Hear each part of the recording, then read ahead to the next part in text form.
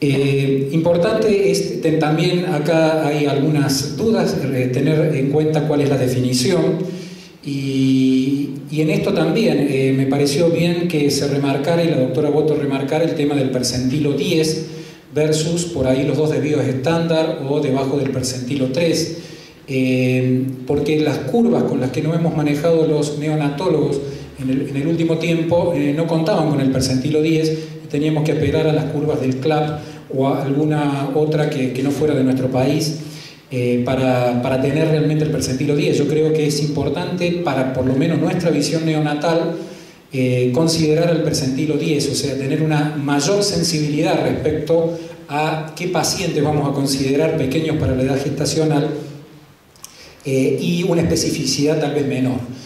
Si queremos hablar tal vez de intervenciones, como pueden ser lo que después voy a hablar, hormonas de crecimiento, etcétera, para estos niños, ahí sí tal vez tener que usar una definición mucho más específica. El otro punto importante es la diferencia que por ahí lo veo mucho cuando hablamos con los residentes de pequeño para la edad gestacional y retardo de crecimiento intrauterino.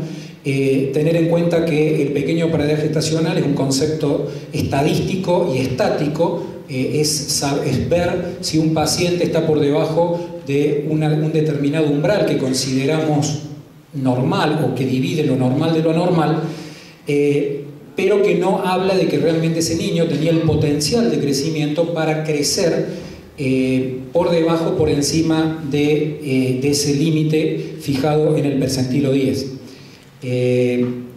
Y sí, el retardo de crecimiento fetal ya incorpora otro tipo de concepto que es mucho más dinámico, que habla de cómo creció ese niño en forma intrauterina, muchas veces evaluado por la ecografía principalmente, y ahí sí nos puede decir si el crecimiento ha tenido un retardo de crecimiento o no. Para esto entonces tenemos que usar tablas que sean adecuadas, y para graficar un poco esta diferencia, lo podemos ver acá. Este es un niño que viene creciendo en el percentilo entre el 3 y el 10 y crece acorde a los percentilos. Este niño va a ser PEG porque está debajo del percentilo 10, pero no es un retardo de crecimiento intrauterino. A diferencia de este que nació, que venía con un potencial genético, tal vez para nacer cuando llegara a las semanas a término, cercano al percentilo 75 o 90, que hace un retardo de crecimiento intrauterino, nace a las 34 semanas, no es PEG, pero ha cruzado varias líneas de percentilo y por lo tanto este niño tiene mucho mayor riesgo que el otro que no era PEG. Esta diferencia también nosotros la planteamos porque cuando se presentan estos casos es muy bueno todo lo que es la semiología y el examen físico que puede realizar el neonatólogo en el nacimiento y en los primeros días de vida. El PEG o los retardos de crecimiento intrauterino representan el 3 al 5% de la población. En los pacientes, los embarazos con preeclampsia, 28% de los retardos de crecimiento intrauterino son por esta causa y está afectada la talla en un 2 a 4% de las veces. Esto ya lo presentó la doctora Boto, pero son todas las causas que pueden contribuir a esta entidad. Y es interesante este cuadro porque nos marca las causas y lo grafica poniendo las fetales como congénitas y genéticas e infecciones, las de la madre, que serían las patologías y todo lo relacionado con la placenta, y el ambiente que rodea a la madre, donde están muchas de las causas prevenibles de retardo de crecimiento fetal. ¿Qué problema tienen estos niños? Y es que presentan durante la vida fetal una programación adaptativa, o sea, al recibir menos sustratos se acostumbran a sobrevivir o hacen cambios adaptativos endocrinológicos y metabólicos para poder sobrevivir con poco sustrato. Esto intenta preservar el desarrollo cerebral a expensas de otros órganos, como es el hígado, el músculo y el tejido adiposo, que son los principales reguladores del metabolismo hidrocarbonado. Entonces generan un estado, para resumirlo, un estado de resistencia hormonal múltiple que tiene principales efectos sobre estados de resistencias en los ejes somatotropos, en el eje de la insulina y del factor de crecimiento parecido a insulina, el IGF-1, que es uno de los principales mediadores de todos los problemas que tienen estos niños, y posterior al nacimiento se compromete el IGF-1 y también la hormona de crecimiento. La hipoxia crónica lo que incrementa a nivel fetal es la eritropoyetina, tiene por supuesto mayor incidencia de asfixia y de una mala adaptación a la vida neonatal. Esto genera aumento de la eritropoyesis fetal, mayor masa de glóbulos rojos y genera la conocida situación o entidad que se denomina hiperviscosidad o poliglobulia, que lleva a otras complicaciones como la hipoglucemia, la NEC o enterocolitis necrotizante, hipertensión pulmonar persistente y trastornos en el desarrollo posterior al alta. Se duda si realmente las intervenciones de neonatólogos para evitar la poliglobulia, como son las sangriotransfusiones o exsanguinotransfusiones parciales, pueden tener algún efecto en evitar las complicaciones que tienen las poliglobulias, porque como ustedes se imaginan, los problemas ya empezaron mucho antes de que el bebé nazca, y no es solamente un problema de viscosidad o de mala circulación, sino de un montón de problemas de hipoxia crónica que ha sufrido el niño cuando estaba en el ambiente uterino. Respecto a la hipoglucemia, que es otra de las complicaciones, tiene que ver con defectos en los depósitos de glucógeno, un defecto en la glucogenólisis, esto es debido a que no tiene la capacidad de metabolizar el glucógeno para responder a las imposiciones que tiene en la vida postnatal, una capacidad de gluconeogénesis deteriorada con inactivación de enzimas y cofactores desencadenado por la falta de sustrato, y una disminución del uso y oxidación de ácidos grasos libres y triglicéridos. Ambos son factores fundamentales en los primeros minutos de la vida para hacer frente a las necesidades energéticas que tiene el recién nacido en ese momento. Un punto importante, y acá me voy a detener un instante, tiene que ver con los efectos que tiene sobre el sistema respiratorio.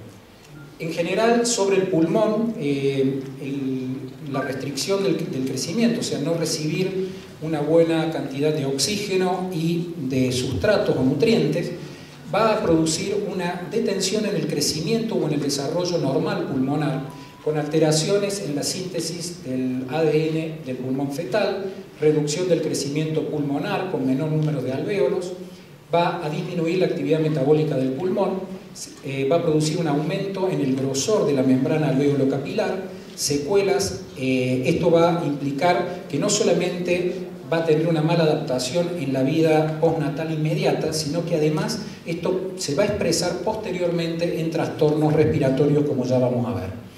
También se observa alteraciones en los depósitos de elastina, que también es mediado por una alta cantidad de cortisol o de concentraciones de cortisol en el niño. O sea que los problemas van mucho más allá de surfactante o no surfactante, sino que se produce un verdadero trastorno en la estructura pulmonar, en el parénquima pulmonar, que persiste con el tiempo, o sea que no se repara en muchos casos posterior al nacimiento.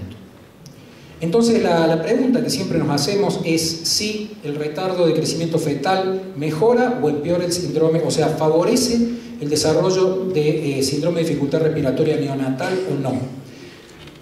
A pesar de que esta es una pregunta que creo que nos venimos haciendo todos, obstetras y neonatólogos, desde que comenzamos a transitar por la perinatología, los resultados todavía son controvertidos y tienen mucho que ver porque depende de la naturaleza y de la duración del retardo de crecimiento intrauterino.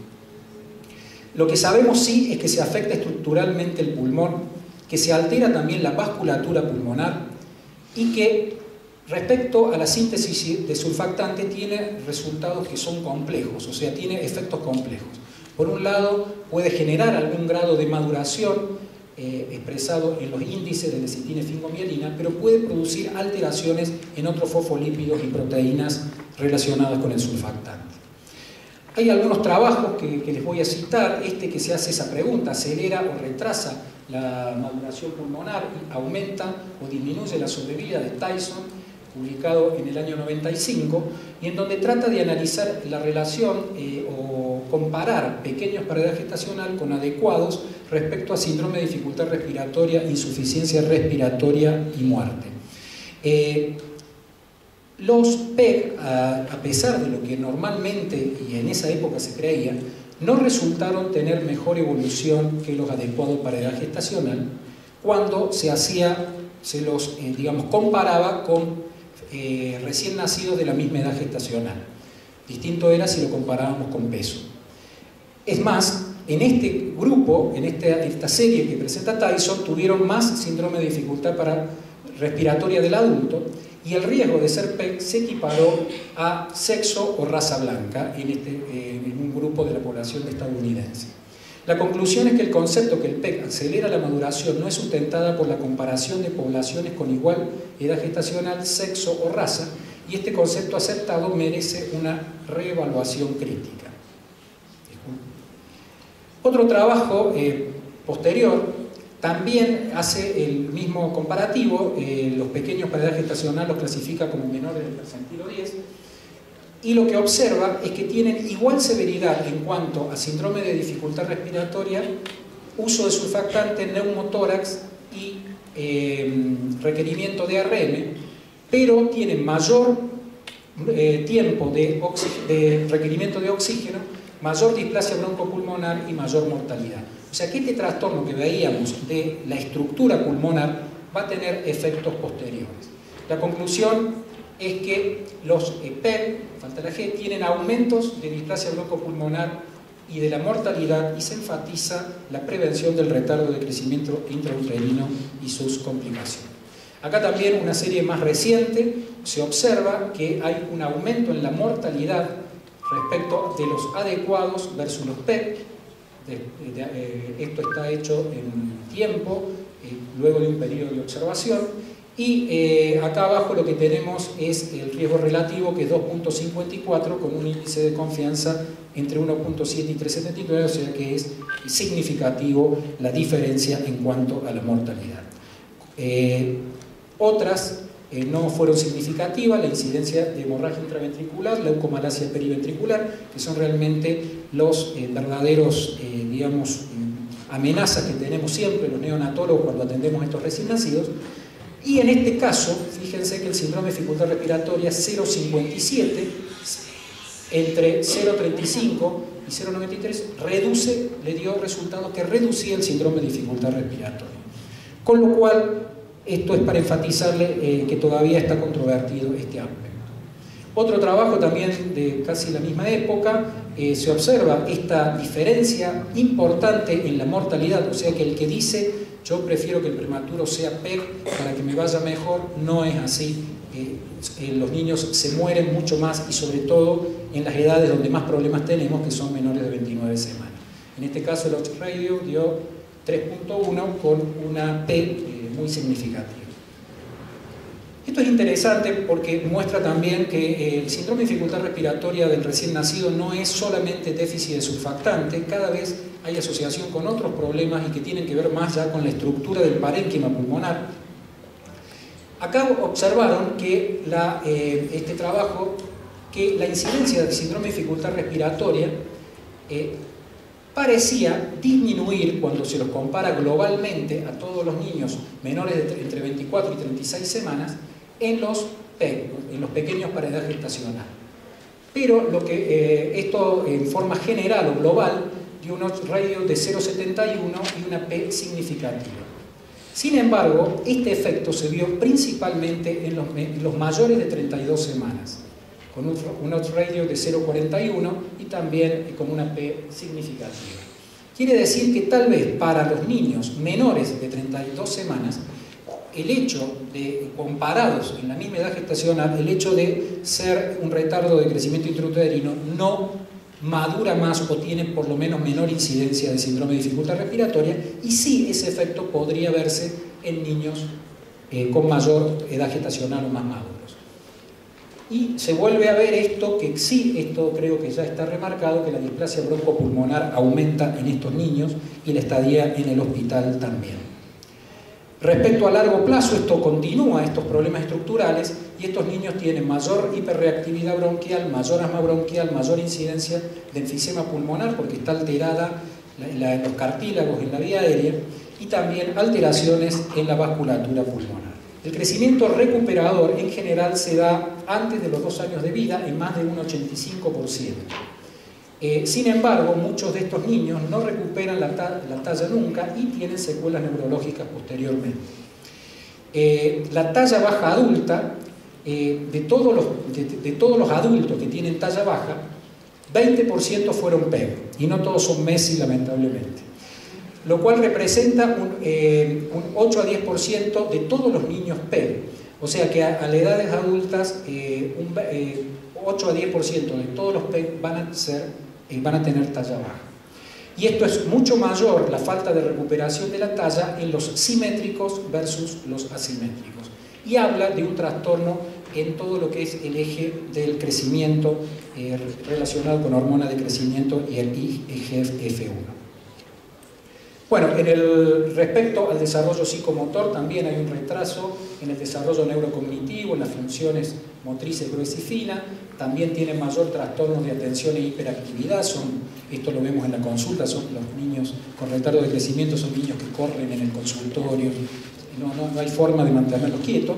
Tienen un volumen cerebral disminuido a predominio de la parte cortical, con lo cual esto afecta principalmente los aspectos cognitivos, y se afecta también el desarrollo del área del hipocampo, que es el centro que regula la memoria y muchos de los trastornos o los procesos mentales. Esto también es interesante para los ginecólogos, porque en los PEC se observa una hipersecreción de la FSH, con lo cual en las nenas van a producir pubarquia prematura y ovarios poliquísticos, ciclos anovulatorios, y también va a tener alguna afectación de lo que es la función testicular. En el último tiempo, estos niños también adquirieron alguna digamos, trascendencia en cuanto a la posibilidad de un tratamiento para mejorar el crecimiento, y en este sentido el uso de hormona de crecimiento biosintética, que se utiliza en niños que persisten después de 2 años sin una recuperación del crecimiento, y sobre todo aquellos que se mantienen por debajo del percentilo 1. El efecto que se busca es mejorar la talla final, pero aparentemente el tratamiento con hormona de crecimiento no solamente tendría mejorías en la talla, sino que también tendría efectos cardiovasculares sobre digamos, las complicaciones cardiovasculares y el metabolismo lipídico e hidrocarbonato. Bueno, y mantener un crecimiento normal durante la infancia y conseguir una talla adulta dentro del rasgo de la normalidad es el objetivo que se persigue con este tratamiento. Estos son los criterios de inclusión y exclusión que tiene esto, que más o menos se lo sinteticé en lo anterior. Entonces, la restricción del crecimiento fetal tiene importantes repercusiones en la morbimortalidad fetal y neonatal, y esto no se concentra en esa edad o en esa etapa de la vida, sino que posteriormente son niños y adultos que pueden tener trastornos relacionados con los que le pasó antes del nacimiento. Es importante evitar todas las causas prevenibles de retardo de crecimiento fetal y realizar una supervisión adecuada del feto, del neonato y del niño en esta situación. Muchas gracias.